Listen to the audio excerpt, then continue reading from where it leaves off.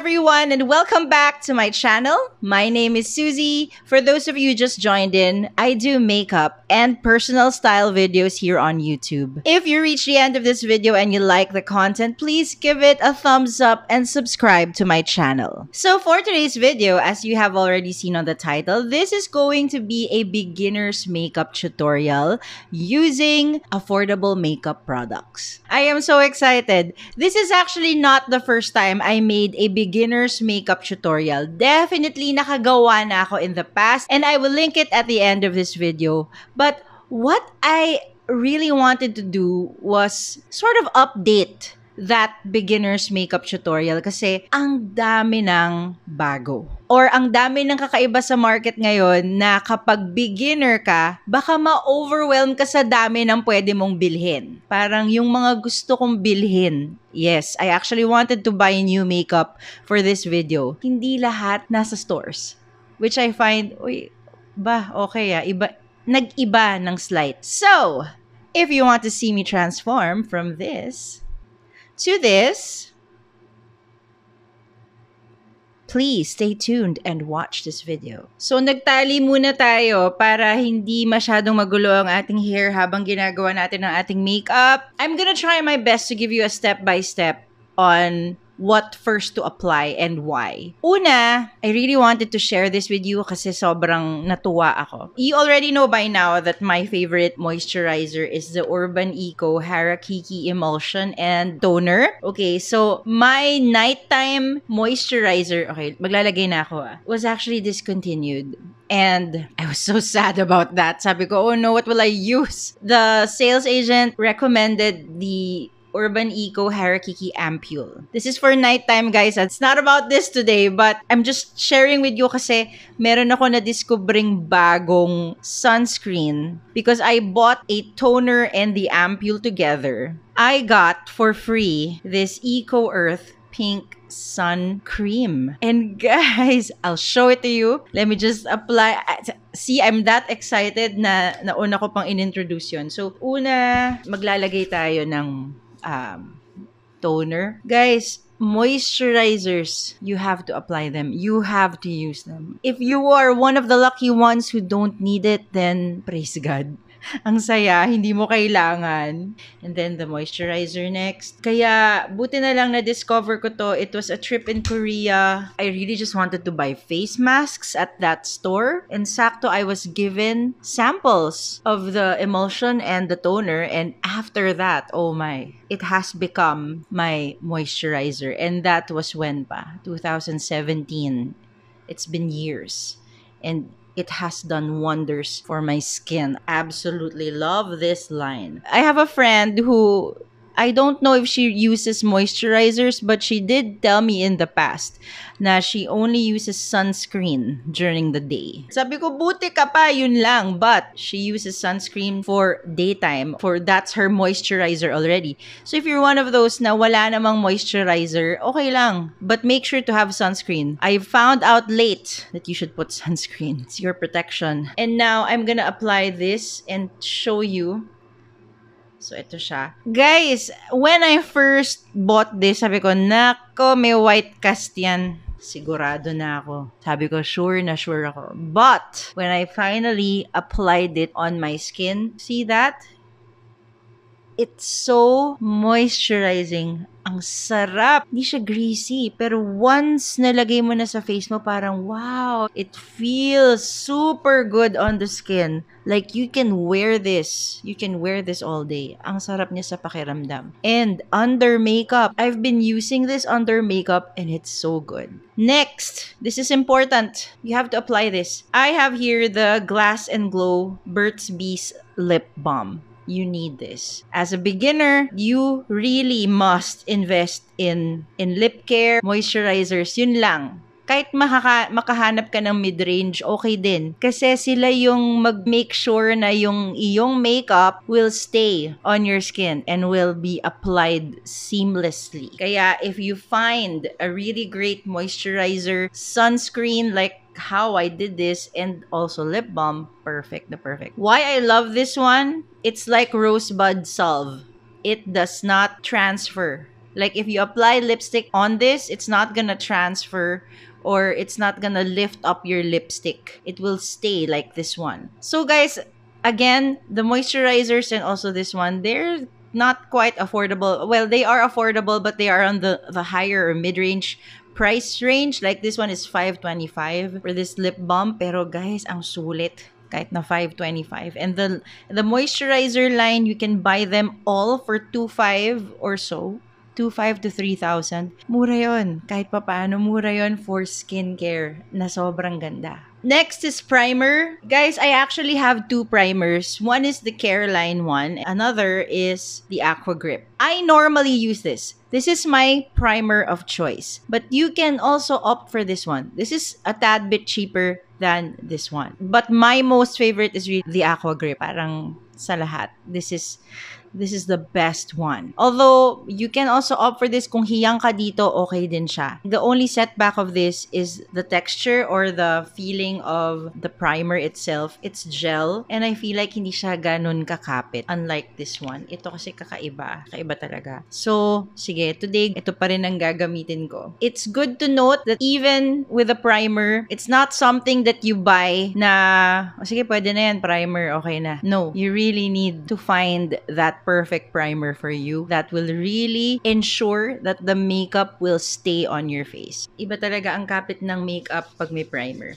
Ako kasi, alam ko na kung alin ang products that will work well even without a primer. It's because of all the practice that I've been doing. But if you are a first-timer and you just want to make sure that the makeup is going to stay on your face, apply a primer. It's a good thing to have, especially if you are gonna be like doing makeup na mas kailangan mo for a formal event or mas matagal na use. So I'm just gonna let this set. So next are the complexion products. So for this one, I am not going to use a foundation because one, beginner, and two, these are the makeup that you will find now in the market aside from foundation. So I just want to show you that you don't have to buy everything. BLK would normally tell you this is applied on top of your foundation. You can go for that. You can buy a different foundation or you can buy their foundation and then this one on top. But if you just want to really try out a product without really buying all of the collection, you can just opt for this one. For BLK, ito yung aking new find na sobrang, oh my gosh, gandang-ganda ako. And of course, for concealer, it's the Fit Me. Ito talaga yung pinaka nag-work sa akin. And I got it in a shade lighter than the one I have been using for the past 2 years. Basically, I just do this. Yung dami, lately nakakita ako ng videos na konti lang yung nilalagay nila. Pero ako, because this is going to be the base already, hindi muna tayo magpa-foundation. Okay na yung coverage ng Fit Me. So guys, I bought myself, this is from Watsons. It's the Premium Expert Face Brush. K-Beauty Lab yung kanyang brand. And it's only $150. It looks really promising. But this is a face brush. Normally, I have a concealer brush, but today, let's just use this. The technique is just to apply the concealer like, not to like super spread in your face, but just tap and blend downward or upward, depending on how your strokes are. And then for the eyes. Okay, the reason why I'm doing this, like, binababa ko sila para magkaroon ng coverage yung mga areas na hindi ko nilagyan ng concealer. And then I would normally just do this like on one side first. And then pagdating sa forehead, ito na yung nagsispread out ako sa buo. But on one side muna. Okay, this is the first time I'm using this brush. At ang ganda ng pakiramdam. And then I have something here ha. So, I just dab it so that hindi na siya kita after. That's how good the Maybelline Fit Me Concealer is. Ganda rin talaga niya sa skin. And now, we will be applying the BLK Radiant Glow Filter. How I applied the concealer is also how I will be applying the Radiant Glow Filter. Also, if you want to stop here, like you just want to use a concealer, okay lang din. You can skip this part. You know, tayo mga beginners, we also want to try something new. And ito yung isa sa mga feeling kong mabibili nyo na sobrang matutuwa kayo. So, just like the concealer, except dito tayo maglalagay. Oops, sa padami. Wait lang. First, apply dots ha. Make sure just dots, and then we will just spread it. Pag feeling mo na padami ka, ganyan lang. And then dito ulit, parang above the placement where I put the concealer, and then here dito ulit konti. So technically parang nagmi-mix ka ng a glowy product with a matte product, which is the Fit Me concealer. Then using again my foundation brush, you can just do this, tap, and then let it spread. Just tapping and slightly brushing. Don't brush and swipe all over your face.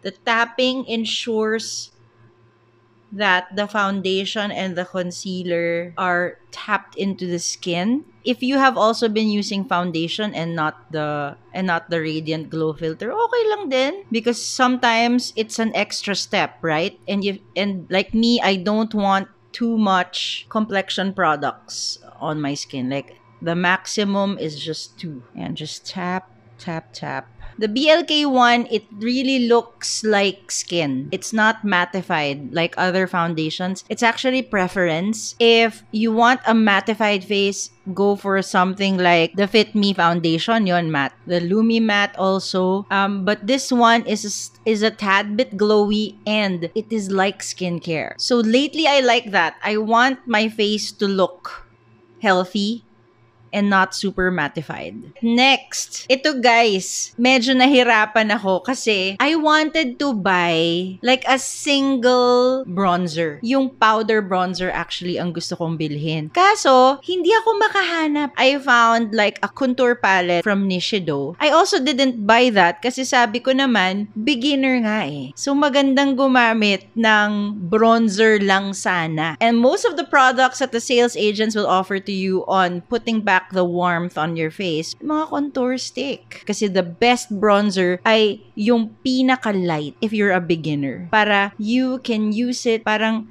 nagbe-build ka than all the color is already like on your face. I will do a step or I will do this na hindi yung complicated na meron pa sa ilong.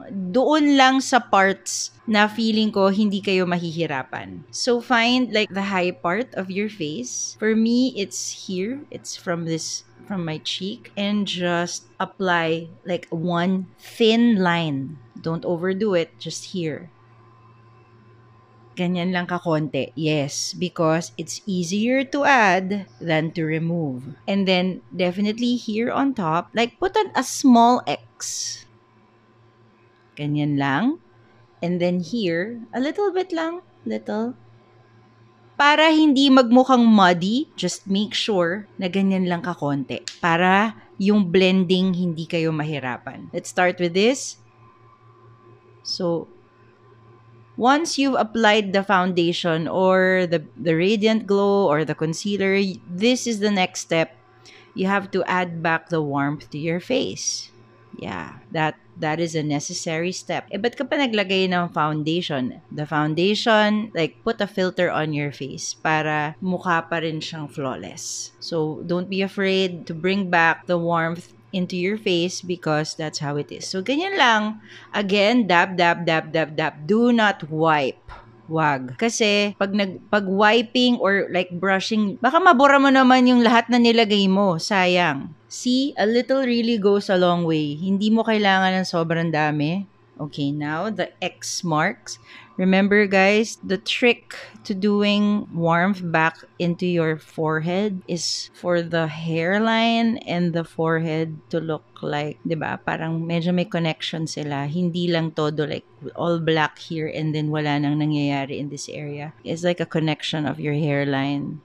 You wanna add like here in your pinakatuktok. Like for me, yung hairline ko mataas talaga. Yan, nilalagyan ko talaga. And just let it set. Yan ang okay dito sa contour ni Vice. It will do its magic later once na blend mo na. Okay, and then dito ka pwedeng mag-swoop. Kung gusto mo to hide a little bit of your, if you have double chin like me, yan, konti, ganyan. Ito yung pwede mong iswipe. Next are my eyebrows. Okay, guys, I really wanted to buy an eyebrow pencil for this one, and the particular brand that I wanted to buy was Nishido. I did buy, and it's this one. It's only 175 pesos. However, nagkamali ako ng shade on the eyebrow pencil kasi this is too light on me. For those of you like me na black ang hair, di ba yung turo dati, kung ano yung color ng hair mo at saka ng eyebrows mo, yun ang dapat na shade na hahabulin mo with your eyebrow pencil. But sadly, this is too light. Ito siya yung shade niya. It's too blonde. And the shade that I should be using, I actually have another one. I have an e.l.f. Eyebrow pencil here. However, ito naman, sobrang dark. I thought it would be like a color that will suit me because I think this is taupe. When I applied it on my eyebrows, it was too harsh. It was too dark. So, hindi pwede yung masyadong dark na pencil for me. Maybe this is also something that you can try out for yourself because this shade, the upper one, which is the Nishido one, it looks too caramel for me. Like, halatang halata, pag in-apply mo yung kulay na to, kitang-kita, hindi talaga siya malapit. Ito siya. Kaya babalik tayo dun sa eyebrow pencil na ginagamit ko, which is from Bobbi Brown. This is not a cheap product, guys. And this is the shade that I'm talking about. Okay, so let me just show it to you. Yan. It's really right smack in the middle. So this is the darkest, this is the next shade, and this is the lightest. So, this is me. This is the shade that really works best for my eyebrow. You really need to test it. When you're in the counters, try your best to really test which eyebrow shade matches your skin because if it's too light, it will look like your hairs are there and then the eyebrow pencil is like an upper shade of caramel on you. Like what happened to the Nishido one. But Nishido has a lot of shades that you can choose from. For 175, hindi to sayang. And I'll show you later why. I will go back to my eyebrow pencil. Alright, guys, let's zoom in, okay? So, for the eyebrows... Okay, wait. I forgot a very important step. And that is to brush my eyebrows. By the way, I stopped plucking my hairs there because gusto ko siyang kumapal. Again, if you are a beginner and you haven't done anything to your eyebrows, do not overpluck your eyebrows. Please leave it alone. Like me, I overplucked it in my teens and 20s. Now, it does not want to go back. Okay, so the parts where the hair is sparse, just shade it a little bit. I normally just do a line here at the bottom. And then go all the way up here. But sometimes it will look severe. So, make sure that you have your spoolie and just blend it para magmukhang natural. Because this is the area where you want your hairs to look natural. And this is the area where you should apply the shade. So yes, ladies and gents, because I overplucked my eyebrows back in the day, it does not want to go back to its original form. So please don't. If you haven't done anything, don't do anything. Just leave it alone. Like what I'm doing now. Alright? Ayan ang isa. Sa kabila ulit. Same concept. Just gauge the line. Like, if it looks severe later, I will definitely use a spoolie to fix it. Up again. Okay. The eyebrows are done. I'm pretty sure you are one of those beginners na meron ka ng eyeshadow palette with you. You can use that. Use it. No problem. But make sure to just use maybe just one color first. Ngayon, itong eyebrow pencil, dahil nagkamali ako ng color, gagamitin natin siya ngayon as an eyeshadow. So, ang kagandahan ng produkto ng Nishido, it's easily wearable. Ito, no-brainer, just shade everything. thing. You get this also with your eyeshadow pencil. Just get this color. This is like the lightest or a brown that really suits you. Just make sure it's not the darkest brown. Just use like a nice taupey or a light caramel color first. So, all over your lids. Yeah, huwag ka matakot dyan. Shade it. So, I used this brush. It's like a blending brush. And then I just did this with just a circular motion, even up to here. Up to my brow bone. If you're like me na heavy-handed, carry yan. Walang problema. Ang dali lang gamitin itong eyebrow pencil na ginawa nating eyeshadow ngayon. So, you can also use like a liquid eyeshadow. Just one color para hindi ka lang muna ma-overwhelm. Pantay ba sila? Yes, so far, they look pantay. Alright, next. I will be using the Nishido brown eyeliner for my lids. I always use brown because masyadong severe for me for everyday ang black. Kaya ito ang ginagamit ko. Again, guys, ito naman, this is just 120 pesos. Napaka-mura pero napakasulit. Okay, where do I start with this? Sa eyeliner. I used to like line the entire thing dati, my entire lid. But now, I would normally start here at the middle. Yan. And just shade lang. I am very heavy-handed. Like the super thin brush. Use this if you don't know how to create a wing like I do. I don't know how to create a wing. I just do this. And let this create that wing. That's it. Ayan. So, meron na tayong tiny wing and it's not even like a super high wing or a long one. Just dito lang. Again, just here. Ayan. Remember that the highest tip is the one that's inside.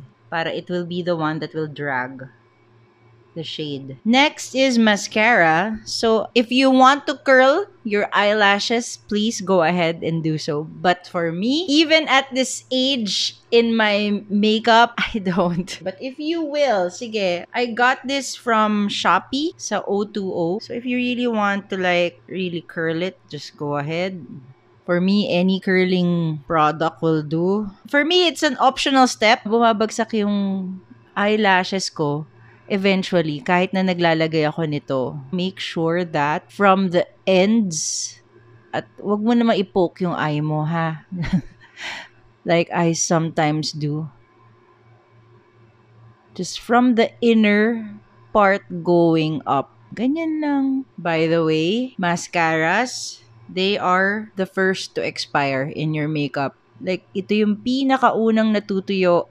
Ito yung pinakaunang kailangan mong bilhin. And the cheapest that I could find was from O2O. Ito kasi, this is Maybelline. Subok na. Alam na nating matagal nang. I'm using the Hyper Curl, by the way. At ito na, nafe-feel ko nang natutuyo na siya. Konti na lang siya talaga. Kaya, pwede ko na siyang palitan. Ito yung pinakasubok na brand. So, go for Maybelline. Only because we know already the quality of this one and how it performs. Okay, ayan na siya. This is a literal drugstore or grocery bought makeup. It's Bobby Cosmetics. This is a lash line brightener. I always use this. For me kasi, parang hindi complete ang makeup pag hindi ko nilagyan yan. Kaya, I always put here.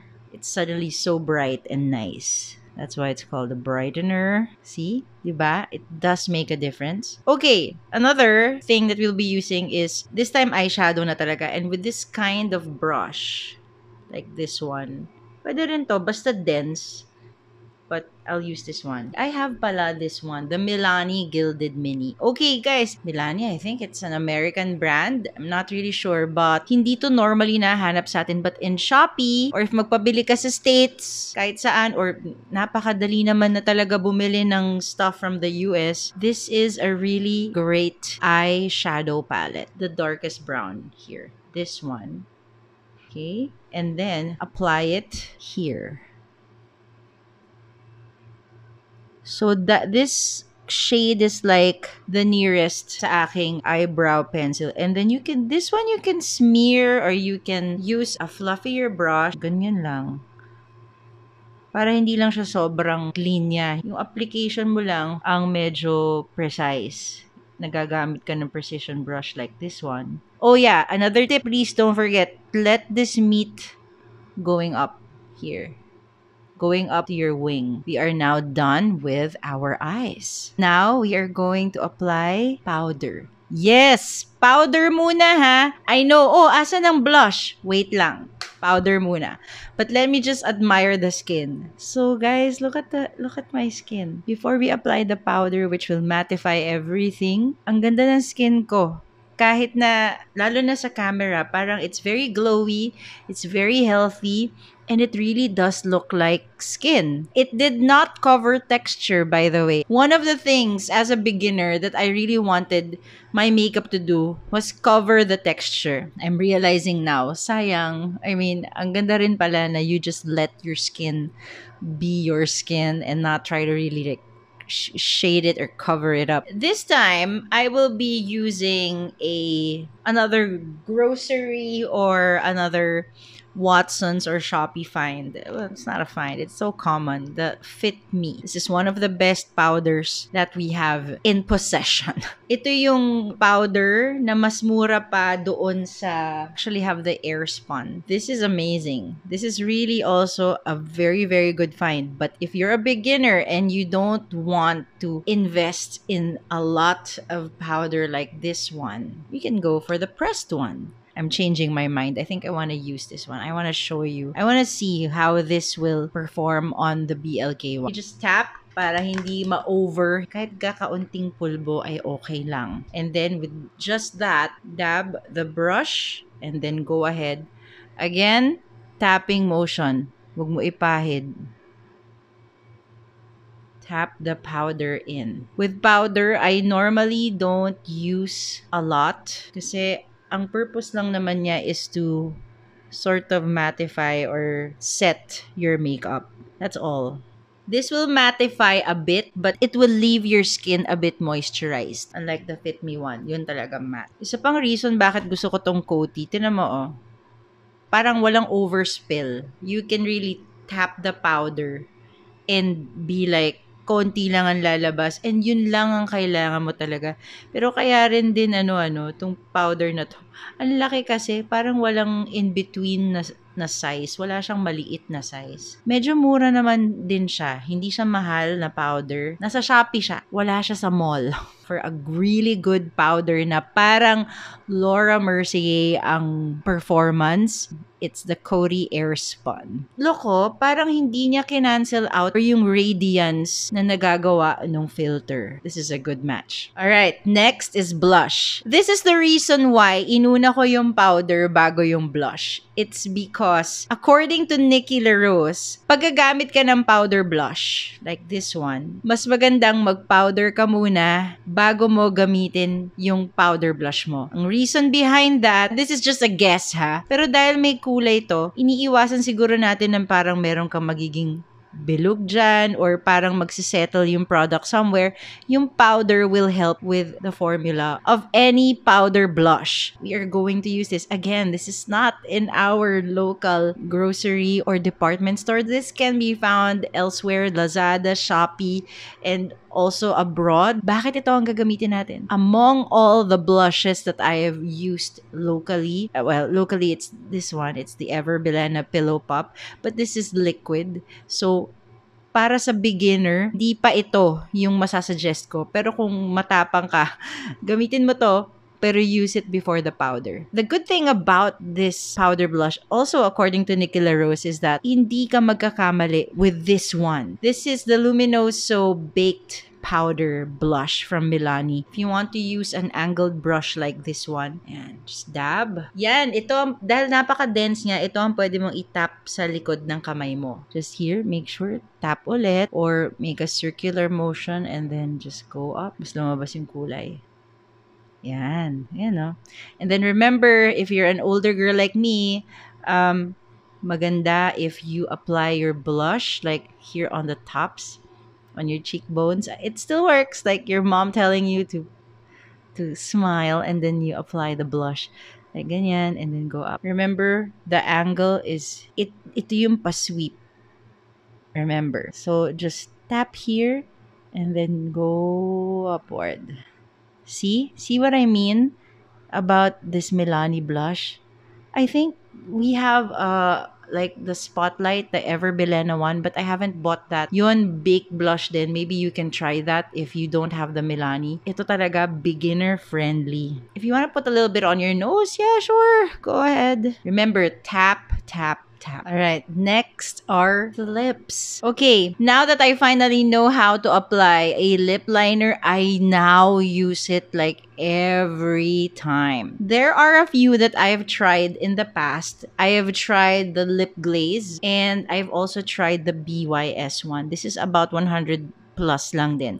This is 99 pesos, I think. The formula, the gel formulas have the tendency to dry out quickly. So, it's a good formula, but maybe not for beginners. So, we are going to do the lip liner of BYS because this is one of the pencil lip liners that I've tried na napakaganda rin ng performance. Magaling to. To ensure that your lip liner will glide well, I really just reapply the balm. Using the lip liner, make sure that you just smile a little, and then here on the tops of your lips, just do that,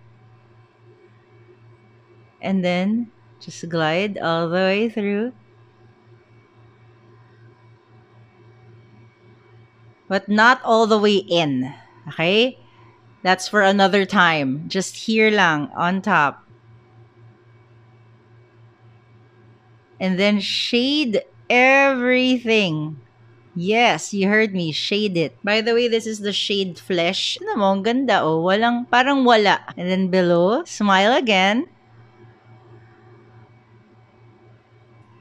See? And then next, of course, it's my favorite, the Revlon. Apart from the fact that this is an affordable lipstick and this is like a bestseller, the shade is 671 Mink. By the way, should you use matte? Should you use a cream lipstick or a gloss or whatever?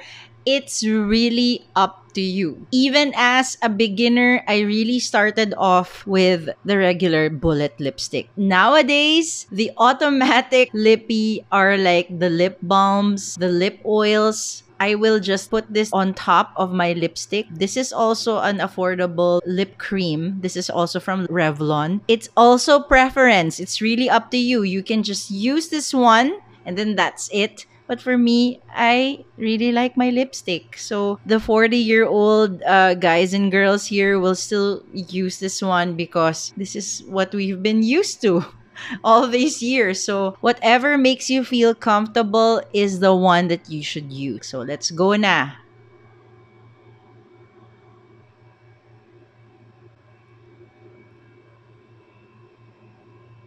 For the purpose of this video, if you want to apply all, so just a little bit, and then just here. And I will smack my lips and just let it spread. Just in the middle. So it can be a 3-step thing, no? A 4-step, including the balm. We are now done. So this is the final look, guys. What do you think? I'm actually so pleased about it because the outcome really became so nice. I'm actually so happy about it. And what are the reasons why ang saya nitong outcome na to? Una, ang dali lang nung techniques na ginawa natin today. I actually based this video from Nikki LaRose, and the way that she created this makeup look, the beginner makeup tutorial na ginawa niya, ang dali lang talagang sundin. And then second, yung mga makeup products na ginamit natin ngayon, ito yung mga makeup products na makikita mo easily sa makeup counters ngayon sa lahat ng department store. And then lastly, the quality of the products that we've used here, even if they are affordable, sobrang ganda. Kung dati to, yung mga beginner makeup na ginagamit ko na mura, hindi sila nag-work sa skin ko na sobrang ganda. Dati kasi talaga, pag sinabi mong affordable makeup line, sobrang hit or miss. Hindi ako makakabili ng local na foundation na mura. Kasi 100% of the time, hindi siya mag-work sa skin ko. That was 20 years ago. Nowadays, even the affordable makeup line, you will find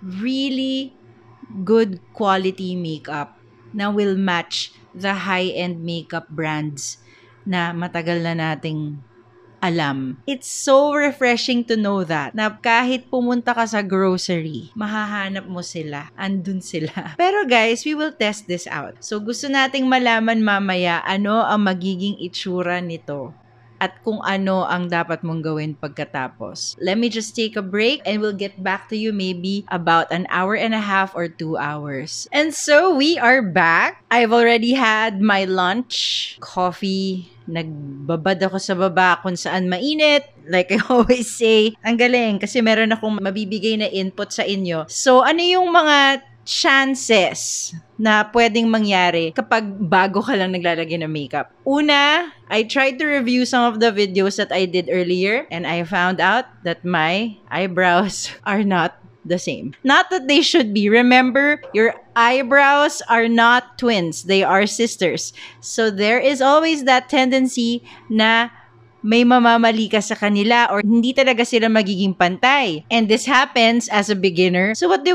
We just have to get again our eyebrow pencil and then start reapplying so that maitama natin kung makita natin. Ngayon kung wala tayong dala, hayaan mo na.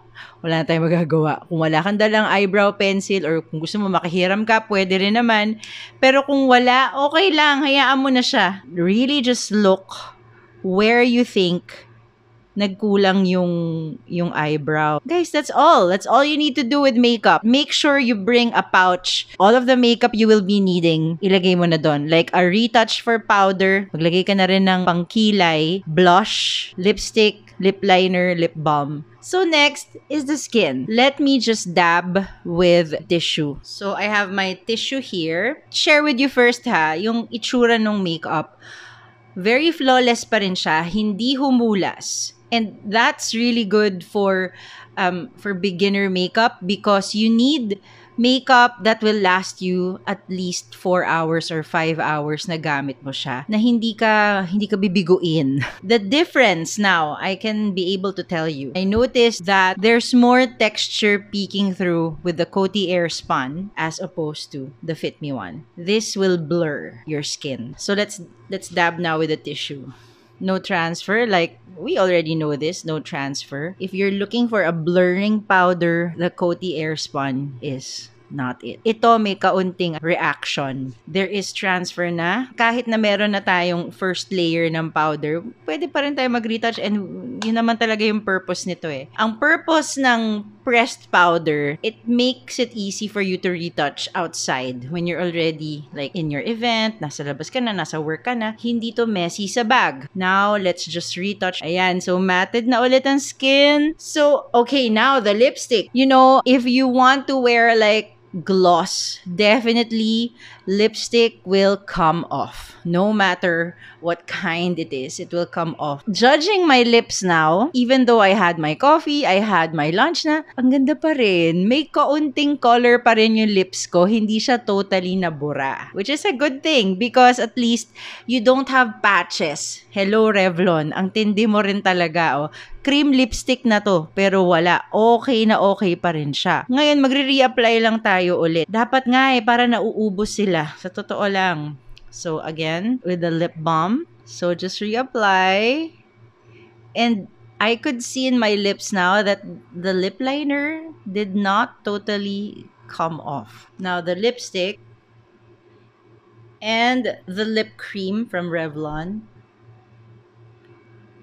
So yeah, every time that you go out, you really need to reapply. Especially we are in a very humid country. It is just necessary to reapply makeup dahil huhulas at huhulas, magmamantika ka talaga no matter what kasama yan. Another thing that you should be bringing is your blush. Kasi looking at it now, nawala rin yung blush. Hala, I think it's the powder. Powder ang nag-cause nung slight hindi siya totally nag-set kanina siguro. The moment I applied the Coty Airspun, parang hindi siya nag-set with the BLK. I think so. Hindi siya yung nag-set. Hindi na set properly nung Coty Airspun yung aking makeup. All in all, this beginner's makeup tutorial that I did for you today is so easy. It also pays din naman to practice at home and then also do a wear test para alam mo din what happens to your skin after you've applied these makeup on your face. So that is it for today's video. I am so happy that you made it this far, and I really sure hope to see you again on the next one. And if you have any comments, suggestions, or any other thing you would like me to do on this channel, please let me know in the comments section. I would really love to hear about what you would want me to do. I will try my best to do a review, to do techniques. Maybe this time it's a beginner one, maybe next time it's for a pro one. We don't know. Just let me know if you want to see those things and I'll try my best to create those videos for you. Thank you so much, guys. Have a great day. Goodbye!